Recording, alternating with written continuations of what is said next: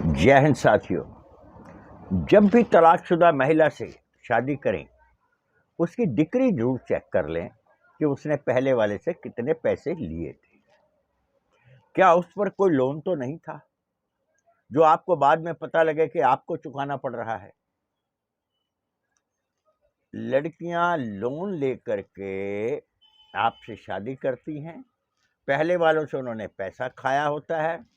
आप जरूरतमंद होते हैं घर के काम के लिए और वो आपसे शादी करके आपको ब्लैकमेल करती है।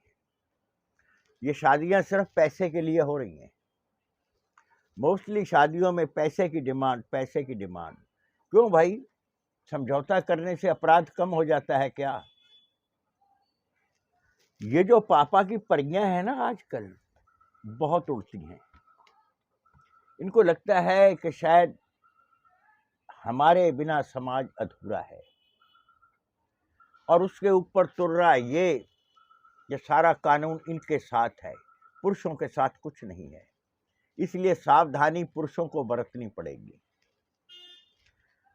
कुछ बेवकूफ महिलाएं जो झूठा केस करती हैं, उसके पीछे कारण होता है अपनी सास को और अपनी ननद को, ससुर को डपट के रखना। और उस एक बार अगर वो काबू आ गए तो सारी जिंदगी उनको काबू में रखेंगे। अगर नहीं आए तो आपके ऊपर केस होना तय है। तो फिर वे एक मुश्त पैसा लेती हैं और भाग जाती हैं। बहुत से लड़के ऐसी लड़कियों की तलाश में रहते हैं, हमें शादी करनी है। भाई शादी तो करो, लेकिन तलाकशुदा से उसकी डिक्री देखकर शादी करें कि वाकई ही वो पीड़ित थी, उसने कोई पैसा नहीं लिया। पैसा लेने वाली जिस लड़की ने पैसा लिया है और वो आपसे पुनर्विवाह कर रही है, तो क्या वो उसके दोबारा शादी में खर्चे में आएगा? जब 1 से 10 लाख ले लिया, अब फिर दूसरे पे करेगी 10 लाख, फिर तीसरे पे, फिर चौथे पे। क्या ये खत्म नहीं हो जाना चाहिए कि तूने एक बार एक आदमी से 10 लाख अपना जीवन भर का खर्चा ले लिया, अब दूसरे हस्बैंड से लेने का क्या मतलब बनता है? तो कानून बेटा इनके साथ है, सतर्क आपको रहना है, इनकी जाल में नहीं फंसना। इनकी औकात इनको दिखानी है। इनको कब पता लगती है? जब ये केस करके अपने घर बैठ जाती हैं। आप जब इनको पैसा नहीं देते, आप जब इनके साथ समझौता नहीं करते, उस समय इनकी बैंड बजती है।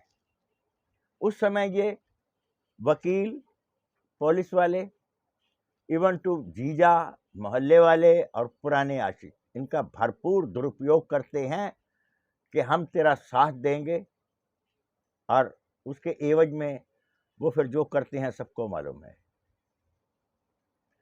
इनको घर बैठने के बाद समझ आती है कि मैंने जो चुटकी में सोचा था हो जाएगा, उसको तो बरसों लग गए। मैं मानता हूं कि लड़के कई कहते हैं हमारी उम्र जा रही है। आपकी उम्र जा रही है तो उनकी भी तो जा रही है। आप अपना ही क्यों सोचते हैं? शादी के वक्त सोचा था ना, क्या हुआ? केस हुआ आप पर, और अब आपसे पैसा मांगा जा रहा है। तो इन पापा की परियों को बच्चों तुम दिखाओ, इनको पैसा मत दो, इनको कोर्ट में लटकाओ, अपनी शक्ति का परिचय दो, शरीर की लोलुपता का प्रमाण मत दो। लोग जिंदगी निकाल देते हैं कुंवारे रह के, लड़कियां भी निकाल देती हैं, लेकिन आसानी से पैसा नहीं देना है। इनको कोर्ट के अंदर रुला देना है। अब आपको मैं बताता हूं, कोर्ट में आप ये कह सकते हैं कि जब शादी आपने धर्म अनुसार की, भगवान को हाजिर नाजिर मान के की, अपने शास्त्रों के अनुसार की, तो कोर्ट के अंदर तलाक क्यों? जबकि ये एक पारिवारिक मसला है और परिवारों में बैठकर ही सुलझाया जाना चाहिए।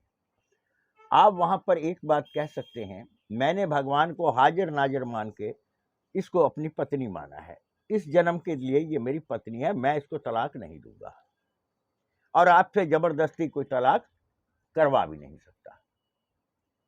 अगर ये दूसरी शादी, कहीं मैंने सुना है कि दूसरी शादी कर रही लड़की ने, कोई बात नहीं, उसके पति को भी आने दीजिए। अगर वो कोर्ट में नहीं आती, उसके वारंट निकलवाइए, उसके आदमी को भी पता लगे कि ये क्या गुल खिला के आई है। मैं फिर कहूँगा, एक बार मेरा चैनल जरूर सब्सक्राइब कर लें और बेल आइकन दबा लें। ठीक है, अगर आप सुन रहे हैं और आप पर केस नहीं हुआ है, जरूरी नहीं है कि ना हो भी सकता है। आप पर नहीं हो, आपके किसी रिश्तेदार पर, किसी यार दोस्त पर, भाई बहन पर हो सकता है, तो कृपया आप ये जानकारी उन तक पहुंचा सकते हैं। तो मैं उन बच्चों से कहूंगा, धैर्य रखें। कमजोर आप नहीं, कमजोर मांगने वाला पक्ष है। आपने तो दहेज मांगा ही नहीं था, एलमनी तो उसने मांगी है। मांगने वाला कमजोर होता है। समझौता ना करें, समझौता नहीं करें। समझौता करने से, अगर आप समझौता करते हो तो जो आपके ऊपर लगाए आरोप हैं वो पुख्ता हो जाएंगे कि हाँ, आपने पैसा दिया था, अपने गुनाहों को छिपाने के लिए दिया था। बस मैं यही कहूंगा, जो एक बार आप पे केस कर दे उसको घर नहीं लाना। तलाकशुदा से शादी करते समय उसकी डिक्री जरूर चेक करें कि उसने कितने पैसे लिए थे। अगर उसने पैसा नहीं लिया और सच में उसके साथ प्रताड़ना हुई है, तब तो ठीक है, आपको उसके सपोर्ट करना चाहिए। लेकिन अगर उसने 5-10 लाख रुपया लिया है, तो ये पहले मान्य लिखवा लीजिए कि मैं अपना खर्चा एक आदमी से ले चुकी हूँ, अब दूसरे से नहीं लूँगी। बनता है ना? ये तो इतना तो बनता है कि 10 आदमी करेंगे, ऐसे तो रेल बना देंगे ये, 1 2 3 4 ना जाने कितनी शादियां करेंगी, मुंह से बक देंगी ना, इन्हें भी शादियां करेंगी।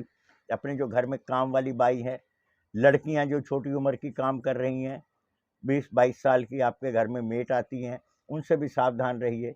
ज़्यादा अपने आप को ही मैन मत समझिए, इश्क मत फरमाइए। एक पर्चा, उनके द्वारा दिया गया एक सच्चा पर्चा तो आपकी धज्जियां उड़ा ही देगा, लेकिन झूठा पर्चा आपको घुटनों पे बिठा देगा। दूर रहें, स्वस्थ रहें। जय हिंद।